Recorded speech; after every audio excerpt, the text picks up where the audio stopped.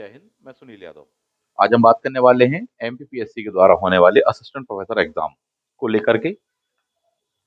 आप जानते हैं कि आयोग के द्वारा परीक्षा योजना प्लस जो न्यू पैटर्न है, जो न्यू सिलेबस है, उसके बारे में जानकारी साझा कर दी गई है, जारी कर दिया गया है सिलेबस। उस पैटर्न पर हम यहाँ बात करेंगे, साथ ही साथ संक्षेप में बात करेंगे कि उस एग्जाम को क्रैक करने के लिए हमारी क्या कैसी रणनीति होनी चाहिए, उन विषय वस्तुओं पर बात करेंगे।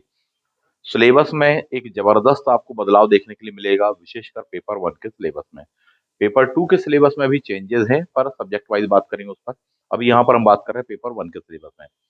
ये पेपर वन का सिलेबस ना केवल आपका असिस्टेंट प्रोफेसर के लिए, इस बात को आप बहुत अच्छे से समझ लें, इसके साथ साथ आयोग के द्वारा जो और भी वैकेंसियां निकाली जा रही है, वनडे एग्जाम बेस्ड जो एग्जाम जो भी निकल रही हैं या जो एग्जाम्स होने वाले हैं, उन सभी में ये सिलेबस होने वाला है। चाहे मापतौल विभाग का हो, चाहे फूड ऑफिसर का हो, चाहे अन्य एग्जाम हो जैसे असिस्टेंट रजिस्ट्रार वगैरह का भी चल रहा है साथियों, और भी कई विभागों में निकले भी हैं, कैलेंडर में आया हुआ भी है। ठीक है, तो वहां सब जगह आपको ये पैटर्न और ये सिलेबस काम आने वाला है। खासकर पेपर वन, पेपर टू में यहाँ पर आप देखेंगे कि 150 क्वेश्चन है, वहां बस ये होगा कि हाँ 100 क्वेश्चन हो जाएंगे। जबकि पेपर वन के बारे में बात करें तो 50 प्रश्न आपको दिए होंगे, 50 के 50 प्रश्न ही रहने वाले हैं। एक आध दो चेंजेस हो सकते हैं कि बोले माइनस मार्किंग है वहां, यहाँ पर माइनस मार्किंग नहीं। तो क्या क्या चीजें हैं उन पर बात करेंगे। पेपर वन पर ही यहाँ पर बात हो रही है specially. History optional paper two पर अभी फिलहाल में बात नहीं करेंगे इस वीडियो में, उसके लिए अलग से वीडियो बनाना पड़ेगा। काफी बड़ा सिलेबस है, बहुत ब्रॉड सिलेबस है, सच बात तो यह असिस्टेंट प्रोफेसर का, उस पर बात करेंगे। वहां पर फोकस है हमें यहाँ पर किस चीज को लेकर के, पेपर वन को लेकर के। तो सबसे पहले तो परीक्षा की योजना आप समझ लीजिए, क्या कैसी योजना दी गई है। दो पेपर होने वाले हैं आपके। ये पेपर कब होने वाले हैं समझ लो, फर्स्ट फेज जो है वो आपका 1 जून को है साहब जी, 2025। तो सबसे पहली बात तो ये दिमाग में चढ़ा लो, 2025 के लिए आपके पास में समय ही कितना बचा हुआ है। जनवरी आधा लगभग हो गया, ठीक। फरवरी, मार्च, अप्रैल, मई के कुछ दिन मान लीजिए, क्योंकि आधे मई तो आप रिवीजन ही करेंगे। तो इसका मतलब यह है कि आपके पास में 4 साढ़े 4 महीने का समय मोटे तौर पर माने। देखने में लगता है कि हाँ 5 महीने हैं, पर 4 साढ़े 4 महीने आप मानिए, 10 15 दिन पता भी नहीं चलेंगे कहाँ हो जाएंगे। 4 महीने इसलिए मैं बोल रहा हूँ क्योंकि इतना विशाल का सिलेबस दिया है आपको। इवन पेपर वन में, पेपर टू ऑप्शनल तो अभी बात करेंगे, पेपर वन में ही इतना विशाल का सिलेबस दिया है, इतना डेप्थ में दिया हुआ है कि आपको समझना पड़ेगा और उसके हिसाब से आपको रणनीति बनानी पड़ेगी। ठीक, कुछ और भी जो महत्वपूर्ण पॉइंट है उन पर भी बात करेंगे। तो पेपर वन में कितने क्वेश्चन होंगे, 50 क्वेश्चन होने वाले हैं। वहीं पेपर टू में कितने बोले, 150, 150 क्वेश्चन होने वाले हैं साथी। पेपर वन के लिए आपको समय मिलेगा 1 घंटे, जबकि पेपर टू के लिए आपको समय मिलने वाला है 3 घंटे अलग से। ये आपको वहां पर दिया हुआ है, पिछले बार भी इसी पैटर्न पर एग्जाम हुआ था। फिर उसके पश्चात में जो भी विद्यार्थी क्वालिफाई करेंगे, जिनके भी कट ऑफ मार्क्स के पास में होंगे, 3 गुने विद्यार्थियों को बुलाया जाएगा इंटरव्यू में। इंटरव्यू आपका 100 मार्क्स का है पिछली बार की तरह। इस प्रकार से यदि आप मार्क्स देखेंगे तो सामने दिए हुए हैं, 4 अंकों का एक प्रश्न रहेगा, यानी एक सही क्वेश्चन करने पर 4 अंक मिलेंगे। माइनस मार्किंग इसमें नहीं है, इस बात को ध्यान रखना। जबकि आयोग के द्वारा जो और भी एग्जाम लिए जा रहे हैं उनमें माइनस मार्किंग ला दी गई है, ठीक है, इसमें नहीं है। मोटे तौर पर अभी ये जान लें, 4 अंकों का एक क्वेश्चन है तो 50 × 4, तो साहब जी 200 अंक ये इसके हो गए, × 4 तो इसके 600 हो गए साहब जी। क्लियर बात है। तो ये पैटर्न होने वाला है, 100 नंबर का इंटरव्यू, जो कि अपने आप में एक बहुत ही महत्वपूर्ण भूमिका निभाता है, इस बात को ध्यान रखना। आगे बढ़ जाते हैं, नेक्स्ट कुछ और भी महत्वपूर्ण बिंदुओं पर चर्चा कर लेंगे। इस विषय वस्तु को लेकर एक पुराना वीडियो भी लाया था, आपने शायद देखा होगा। इसमें 85% मार्क्स स्कोर करने की स्ट्रेटेजी बताई थी, और भी सीरीज के वीडियो आएंगे। ये एक सेफ स्कोर रहेगा, 80 से लेके 85% आप अभी से टारगेट लेके चलो। जब 85 लेके चलोगे तब जाके 80 बनेंगे। जब पहले ही सोच के रखा है कि साहब जी 80, तो बोले साहब 70 75% पर आके अटक जाओगे। कैसे क्या लाएंगे, इस वीडियो में बताया। इसको नहीं देखा तो बहुत अच्छे से देखना साहब जी, दोनों सेक्शनों को लेकर के बताया है, पेपर वन को लेकर के, पेपर टू को लेकर के, और भी कई बातें अभी इस वीडियो में आपको बताने वाले हैं। इस वीडियो की विशेषता ये थी कि साहब पेपर वन और पेपर टू दोनों को बराबर हमने वेटेज देने की बात कही है, अभी भी वही कह रहे हैं। बहुत सारे लोग उपेक्षा करेंगे, पेपर टू को फोकस करते हैं, बोले साहब पेपर टू अच्छा जाना चाहिए सब्जेक्ट का, वो तो जाना ही चाहिए।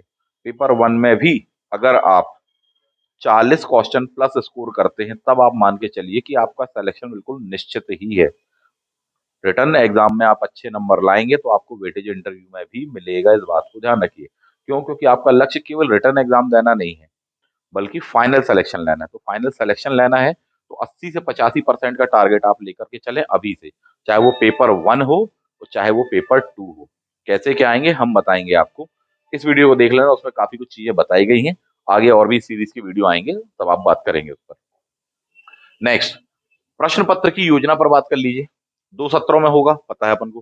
पहला वाला पेपर 50 क्वेश्चन 1 घंटे, दूसरा वाला पेपर 150 क्वेश्चन 3 घंटे आपको मिलने वाले हैं। ऑब्जेक्टिव टाइप के पैटर्न में क्वेश्चन होने वाले हैं, जैसा कि पिछली बार हुए थे, यानी एक क्वेश्चन दिया जाएगा, उसके 4 ऑप्शन आपको दिए जाने वाले हैं। क्लियर है? एक ही ऑप्शन को चयनित करना है आपको, माइनस मार्किंग नहीं है। नेक्स्ट जाते हैं, इसमें एक पॉइंट ध्यान रख लीजिएगा, 40% मार्क्स वाला एक पॉइंट लिखा होगा साथी, कि कम से कम दोनों में 40% प्राप्त करने हैं। कई बार लगता है कि बोले ये तो ऐसी ही बात है, 75 से 80% कट ऑफ जाता है। कई बार बहुत टफेस्ट पेपर आ जाए तो कट ऑफ नीचे भी जा सकता है। पॉइंट 1। पॉइंट नंबर 2, पेपर 2 हो ऑप्शनल चाहे पेपर 1 हो, दोनों में कम से कम इतने होने चाहिए।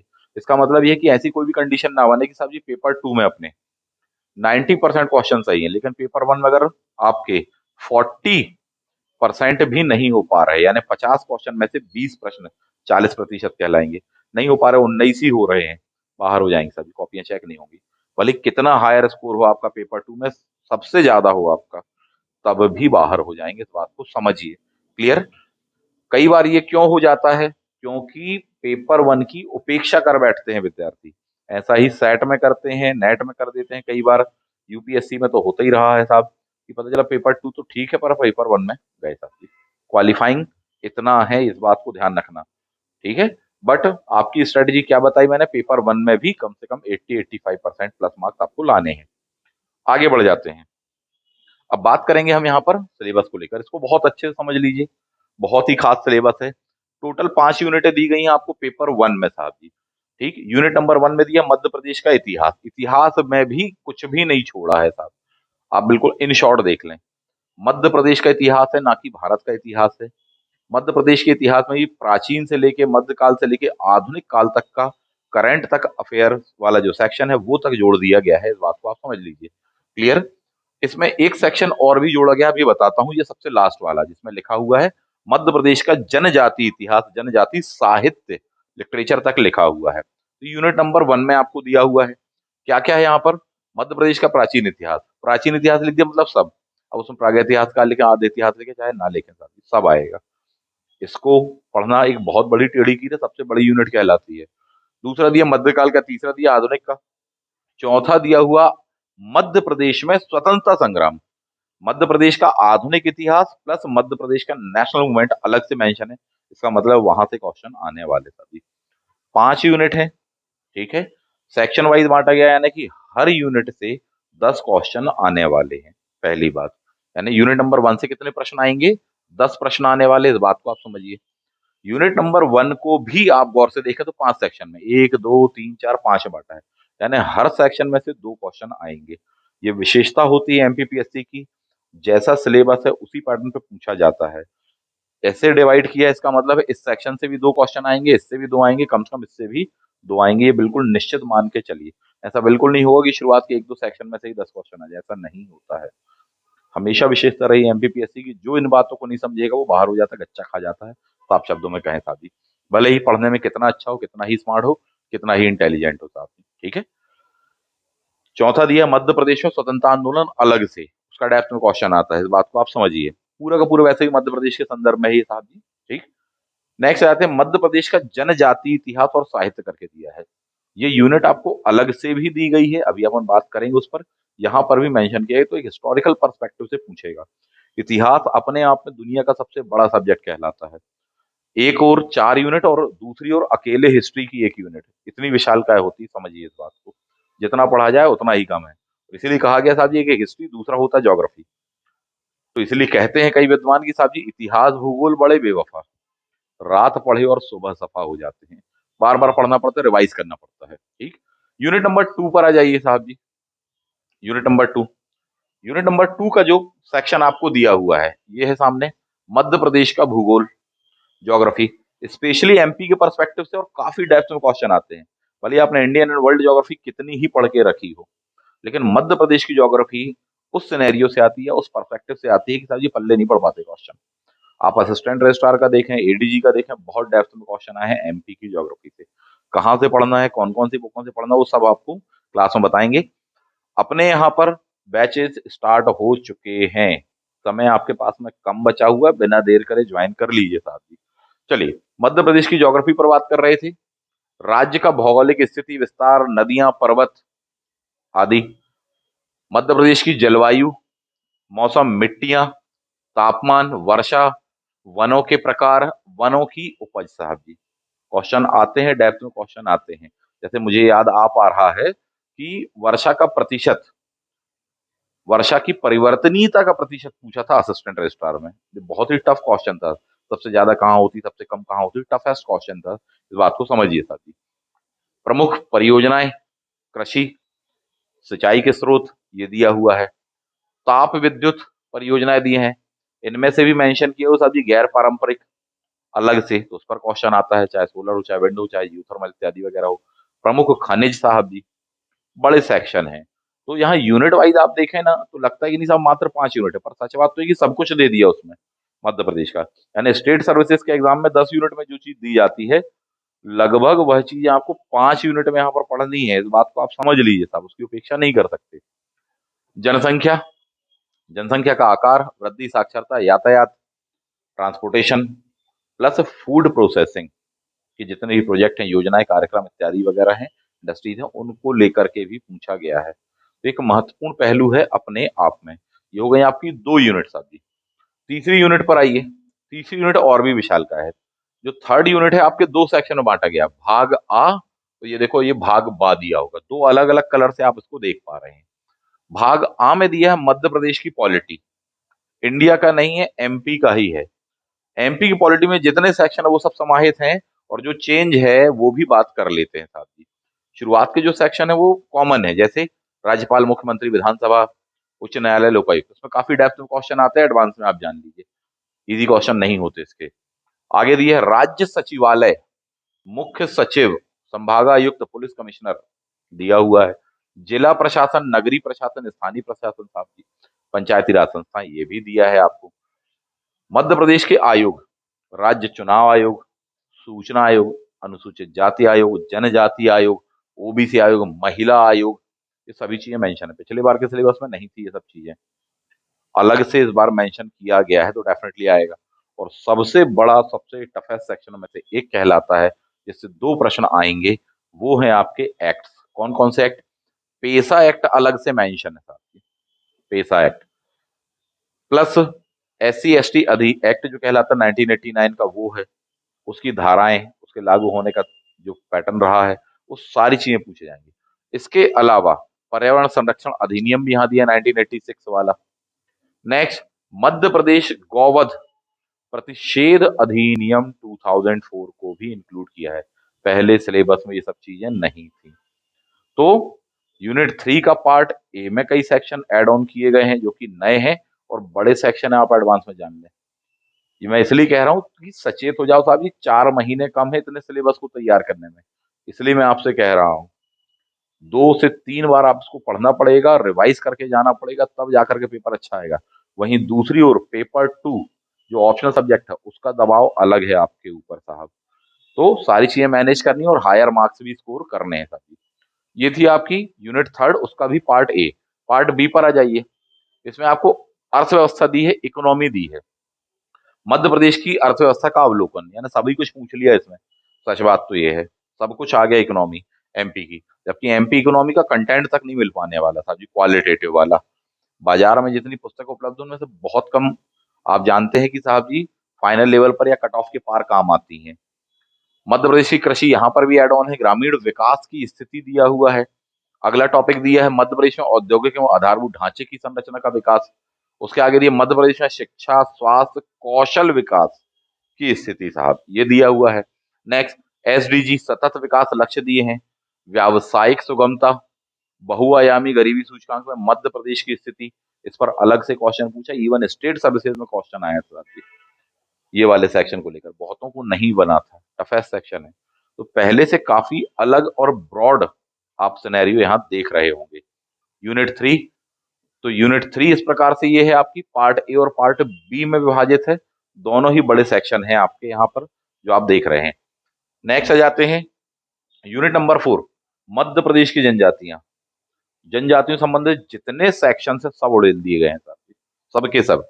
इस पर अभी एक वीडियो बनाया था पिछला, मध्य प्रदेश की जनजाति एक ओवरव्यू, एक सामान्य परिचय।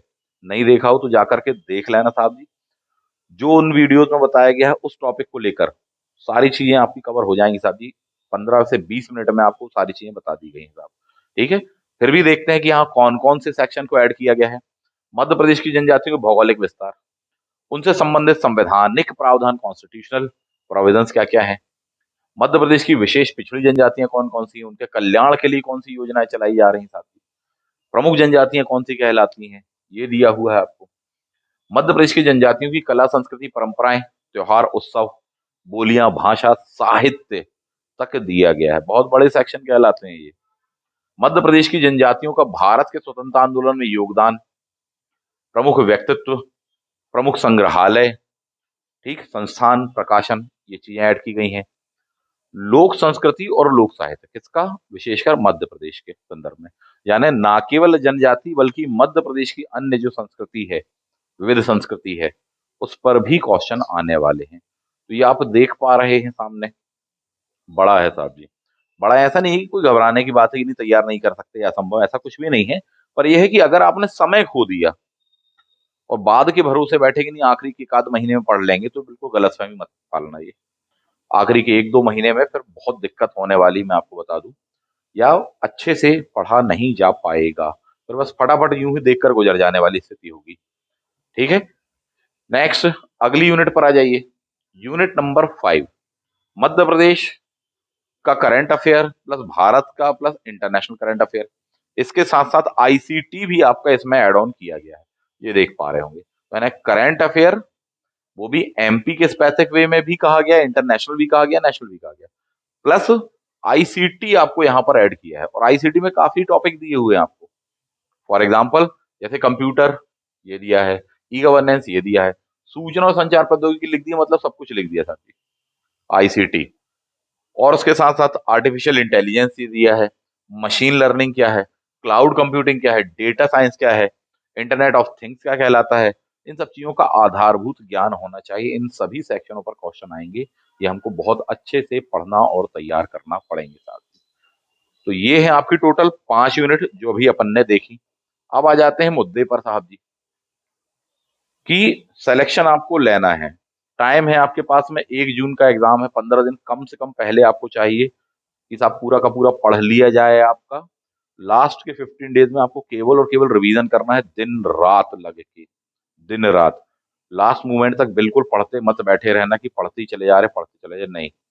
15 दिन कम से कम कह रहा हूं, यानी कि 14 15 मई तक आपका पूरा पढ़ जाना चाहिए, चाहे वो पेपर 2 हो चाहे पेपर 1 हो साहब जी। सिनेरियो अपन समझे, पेपर 2 का दबाव ज्यादा होता है, इस बात को आप पहले ध्यान रखना। बट ये कि बैलेंस रखना यार, पेपर 1 को भी थोड़ी सा टाइम आप देते चलेंगे। फॉर एग्जाम्पल 5 घंटे पढ़ रहे हो तो 1 आध घंटे 2 घंटे आप पेपर 1 को देते चलें, 3 घंटे आप देते चलें अपने ऑप्शनल सब्जेक्ट को, या जिसमें कमांड है आपकी उसको थोड़ी सा कम सब्जेक्ट टाइम देंगे, जिसमें ज्यादा है आपकी, या ज्यादा नहीं है सॉरी, जिसमें ज्यादा कमांड नहीं है तो उसमें ज्यादा टाइम देना पड़ेगा आपको।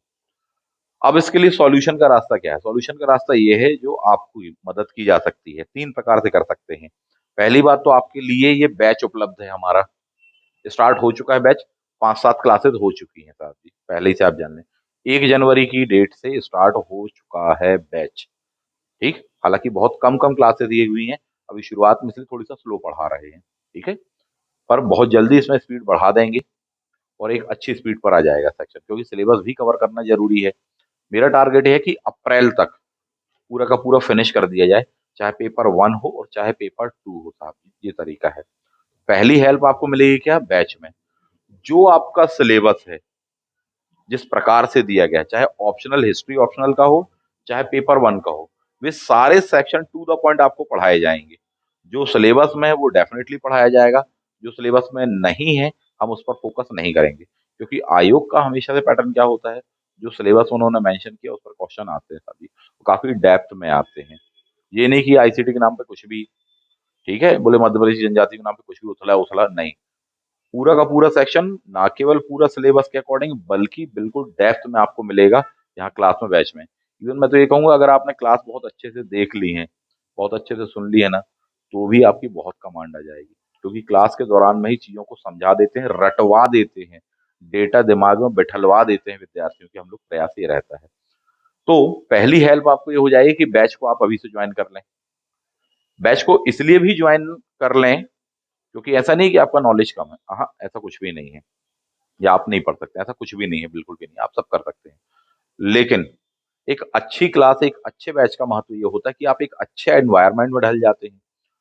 जब वो पर्यावरण रहता है तो ऑटोमेटिकली आपका पढ़ाई में भी मन लगता है, एक माहौल अच्छा मिल जाता है साहब की, बाकी लोग भी इतने अच्छे से प्रिपेयर हो रहे हैं, तैयार कर रहे हैं, फोकस करके पढ़ रहे हैं साहब जी, हम भी अभी से ध्यान दें, अभी से इतने सिंसियर हैं साहब जी। पिछले बार जो इंटरव्यू दे रहे थे वो लोग भी बैच में हैं, वो भी पढ़ रहे हैं। पढ़ने पढ़ाने के दौरान में क्लास में साहब जी क्वेश्चन पूछे जा रहे हैं, क्वेश्चन के आंसर दे रहे हैं, आप दे पा रहे हैं कुछ के आंसर, कुछ के आंसर नहीं दे पा रहे, तो खुद से अंदर से लगे कि नहीं यार, तैयार करो, एक अंदर से ऊर्जा आती। तो उसके लिए एनवायरनमेंट की बात मैंने कही, तो इसलिए आपको बैच ज्वाइन करना चाहिए, पहली बात तो ये है। दूसरा, जो आप अपने तरीके से पढ़ते हो वो ट्रेडिशनल फॉर्मेट है साहब जी। हम लोग इस फील्ड के हैं, प्रोफेशनल हैं, पूरे सिनेरियो को देख रहे हैं, स्टडी कर रहे हैं, वर्षों से पढ़ा रहे हैं साहब जी, वेल एक्सपीरियंस फैकल्टीज हैं। और इसके पहले के भी आपने वीडियोस देखे होंगे तो इस बात का अनुमान लग गया होगा कि कितना एक्सपीरियंस है साहब जी, ठीक है। तो वेल एक्सपीरियंस है, किस प्रकार से चेंजेस आ रहे हैं, किस टाइप से क्वेश्चन आ रहे हैं, वो सारी चीजें क्लास में आपको बताई जाती हैं। कौन से कंटेंट से क्वेश्चन आ रहे हैं, कौन सा कंटेंट पढ़ना है ये बताते हैं, कौन कौन से कंटेंट बिल्कुल नहीं पढ़ना है। क्यों? क्योंकि सबसे बुरा काम जो करते हैं वो यही कि साहब जी पूरा घर को लाइब्रेरी बना दिया, इतनी किताबें खरीद ली साहब, एक एक विषय पे, बिल्कुल नहीं करना है।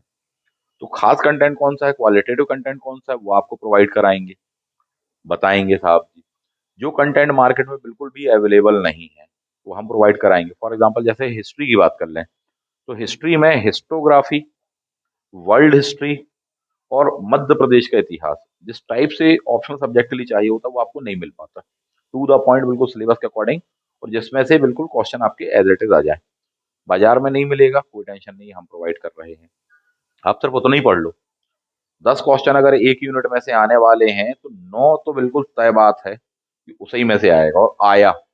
पिछली बार जो पेपर हुआ था उसमें से ही आया था, इस बार भी वही होने वाला है।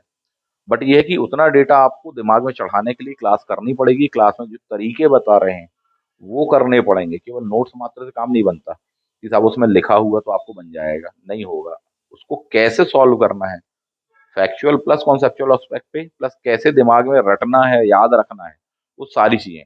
और इसके साथ साथ कि इतने विशाल का है सिलेबस को, चाहे पेपर 1 का हो चाहे पेपर 2 का हो, उसका मेंटेनेंस कैसे रखना है अपन को, कैसे उसको मैनेज करना है कि दोनों अपना मैनेज रहे एक साथ डेली, दोनों ही हमको याद रहे, दोनों का ही एक सही मैनेजमेंट वे में हम रिवीजन कर पाए, वो सारी चीजें आपको यहाँ क्लास में मिल जाएंगी सभी। तो नोट्स भी मिलेगा, प्लस क्लासेस भी रेगुलरली मिलेंगी, एक अच्छा एनवायरनमेंट आपको मिल जाएगा, इसलिए आपको क्लास ज्वाइन करनी चाहिए। नेक्स्ट जाते हैं, अगला एस्पेक्ट, अभी से अच्छा बैच यदि बन जाएगा, विद्यार्थी फोकस करके पढ़ेंगे, आप ही लोग, तो जब आप अभी से पढ़ लोगे, अप्रैल तक आप अपना फिनिश कर लोगे, तब ना टेस्ट सीरीज लगाओगे, जो कि अति महत्वपूर्ण होती है। वरना फिर क्या होगा, टेस्ट सीरीज तक नहीं मिल पाती साथी, क्वालिटेटिव, कैसी क्वालिटेटिव, नहीं तो बहुत सारी टेस्ट सीरीज आप देखते हैं, ठीक है, बाद में पता चलता है साहब जी पैसे बर्बाद हुए। अपने यहाँ टेस्ट सीरीज का सिनेरियो बहुत अलग रखते हैं अपन, फोकस रहने वाली उस स्पेसिफिक एग्जाम में। इसके पहले टेस्ट सीरीज रही है असिस्टेंट रजिस्ट्रार की, असिस्टेंट डायरेक्टर की, एमपीपीएससी की, पूरे एज इट इज क्वेश्चन आपको मिले, और उस लेवल पर मिले, सबसे बड़ी बात तो ये होती है, उस लेवल पर मिले, क्योंकि पेपर हम ही लोग बनाते हैं, ऐसा नहीं कि ठेका दे दिया किसी को बना करके देना है, हम लोग बनाते हैं, और जो काम आती है आपको एग्जाम में, तो वो चीजें भी आपको मिल जाएंगी यहाँ पर। लेकिन उसके पहले आपको ये दो काम करने पड़ेंगे, जो कंटेंट देंगे वो पढ़ना पड़ेगा, और उस कंटेंट को क्लास में आपको अटेंड करना पड़ेगा। जब आप वो करेंगे तो अच्छी प्रिपरेशन होगी, और फिर आपको टेस्ट सीरीज देने में मजा आएगा। वरना इसका उल्टा हो जाएगा कि जब टफेस्ट लेवल पर या हायर लेवल पर टेस्ट सीरीज हम लोग बनाएंगे और वो क्वेश्चन पेपर आप लगाओ, तो फिर डिप्रेशन आएगा, बोले सर ये कहाँ से पूछ रहे, ये कहाँ से क्वेश्चन बना दिया, ये कैसा क्वेश्चन है। डेफिनेटली उस लेवल का वो आएगा, तो वहां की प्रैक्टिस हो सके एग्जामिनेशन हॉल की, इसलिए उस लेवल को लेकर के चलना पड़ता है साहब। तो आप तब उसको अच्छे से सॉल्व कर पाओगे जब आप अभी से क्वालिटेटिव कंटेंट पढ़ेंगे, अभी से आप क्वालिटेटिव क्लास अटेंड करेंगे, तब वो बनेगा साहब जी। और यदि आप ये चीजें कर लेते हैं, दोनों तीनों चीजें, क्लास, दूसरा जो नोट्स हम बता रहे हैं, प्लस जो बुक्स बताएंगे, ऐसा नहीं कि नोट्स अंतिम है, जो बुक्स बताएंगे भले ही गिनी चुनी बताएंगे, वो बुक्स आपको पढ़नी पड़ेंगी पूरी की पूरी। हो सकता है कोई पतली हो कोई मोटी हो वाली बात है, पर पढ़ना ही पड़ेगी, उसका कोई विकल्प नहीं, आप एडवांस में जान लो। क्योंकि अगर हम लोग सजेस्ट कर रहे हैं मतलब बेस्ट है वो। बहुत सीधी सीधी सी बात है, कोई एक आध किताब नहीं तो बता देते। कई हैं, सेक्शंस को लेकर के अलग अलग हैं कि साहब ये वाला सेक्शन नहीं मिलेगा कहीं पर भी, ये वाले में ही मिलेगा, उसको लेना पड़ेगा आपको। ठीक है, तो ये चीजें हैं। तो क्लास प्लस जो बुक्स बता रहे हैं प्लस जो नोट्स दे रहे हैं, उसको करिए बहुत अच्छे से, और उसके बाद में टेस्ट सीरीज को करिए। और ये अगले 4 से 5 महीने में अपन को कर लेना है। तब जा करके मान के चलिए कि इस सिनेरियो में हम 1 जून को 80 to 85% मार्क्स स्कोर करने वाले हैं। और नहीं तो क्या है कि अभी लग रहा है कि बोले सर एग्जाम डेट बढ़ेगी, पिछली बार तो बहुत बार बढ़ी थी। अभी आयोग का सिनेरियो ये चल रहा है कि बिल्कुल हर एग्जाम डेट पर ले रहे हैं। चाहे मेंस का आपने देख लिया हो, चाहे स्टेट सर्विसेज का 16 फरवरी का पहले से घोषणा कर दी गई थी। लगा था कईयों को कि नोटिफिकेशन नहीं आया है तो डेट बढ़ेगी। क्या हुआ, नोटिफिकेशन आया और 16 फरवरी को ही ले रहे हैं। यानी दिसंबर एंडिंग में नोटिफिकेशन आया 30 31 दिसंबर को, और 16 फरवरी को ही एग्जाम हो रहा है, डेट नहीं बढ़ रही है। अब स्थिति है कि भगदड़ मच गई, बोले मात्र 1.5 महीने बचे हैं, 45 दिन बचे हैं, 40 दिन बचे हैं, 30 दिन बचे हुए हैं साहब। भरोसे बैठे रहे कि नहीं डेट बढ़ेगी, तो ये धोखा हो गया साहब। अगली बार कब आएगी वैकेंसी पता नहीं, इसलिए अभी आपके पास में सफिशिएंट टाइम है, इसका मिसयूज नहीं होना चाहिए। जाग जाओ अभी से, अभी से पढ़ाई करना है, अभी से क्लास ज्वाइन करना है, अभी से जो बता रहे हैं वो करना है, तब ही अगले 4 5 महीने में कंप्लीट हो पाएगा। अगर अभी टाइम पर आपने लीड नहीं ली, लेट तैयारी चालू करी, तो मान के चलिए बहुत बड़ा नुकसान करने वाले हो। ठीक है, मैं ये मानता हूँ आप लोगों की योग्यता को, काबिलियत को, कि बोले सर हम तो आखिरी के 2 महीने में पढ़ लेते हैं। आखिरी के 2 महीने में डेफिनेटली आप पढ़ लेते, मैं ये बात मानता हूँ कि पूरा का पूरा पढ़ लेते हैं। पर पढ़ लेना और क्वालिटेटिव में उसको पढ़ना प्लस एग्जामिनेशन और उसको सही बनाना, वो एक अलग बात होती है। उसके लिए थोड़ी सा टाइम अपन को चाहिए। तो लास्ट मोमेंट पे अपन को कम से कम 3 से 4 रिवीजन करने हैं। तो उसके लिए स्ट्रेटेजी यही रहेगी कि साहब ये अप्रैल तक अपन चीजों को फिनिश कर दें, कंप्लीट हो जाएं चीजें अपनी, ये रणनीति रहेगी। और हम जो आपको बैच दे रहे हैं उसमें रिकॉर्डेड क्लासेस भी मिलेंगी आपको, प्लस लाइव क्लासेस भी मिलेंगी। और ध्यान दीजिए अपने यहाँ पर हिस्ट्री ऑप्शनल वाले विशेष कर, कि हिस्ट्री ऑप्शनल का बैच 1 माह पहले स्टार्ट हो चुका था। हिस्टोग्राफी एक बार हो गई है, यही कहा हमने। हिस्टोग्राफी यूनिट 1 एक बार फिनिश हो गई है। अब वो जो हो गई उसकी रिकॉर्डेड क्लासेस आपको देखनी पड़ेगी, नई वाली हिस्टोग्राफी, पुरानी वाली नहीं कि बोले साहब ये 1 साल पुराना बैच दे रहे हैं 2022 वाला। हाँ, आप उसमें देखेंगे डेट्स तक दी हुई हैं, दिसंबर माह में हिस्टोग्राफी कराई है। ठीक, दूसरा पॉइंट, एक बार मिडिवल हो गया है, अभी तक खत्म हो चुका है। अभी एंशंट चल रहा है, बिगिनिंग के टॉपिक चल रहे हैं। बहुत लेंदी सेक्शन है एंशंट, आप जानते हैं 4 यूनिट अकेले एंशंट पर हैं। तो फास्ट चलना पड़ेगा, फास्ट हम लोग चल रहे हैं। अब आप सोचिए कि हिस्टोग्राफी हो गई, उसकी आपकी रिकॉर्डेड क्लासेस देखनी है, अभी लाइव क्लासेस भी होंगी उसकी दोबारा, पर उसके पहले आपको वो देखनी पड़ेंगी। तब आप अगले लेवल पर और हायर लेवल पर उस चीज को अच्छे से बना पाओगे। उसका कंटेंट पढ़ना पड़ेगा साहब, तब ना आगे नंबर खींच पाओगे साहब।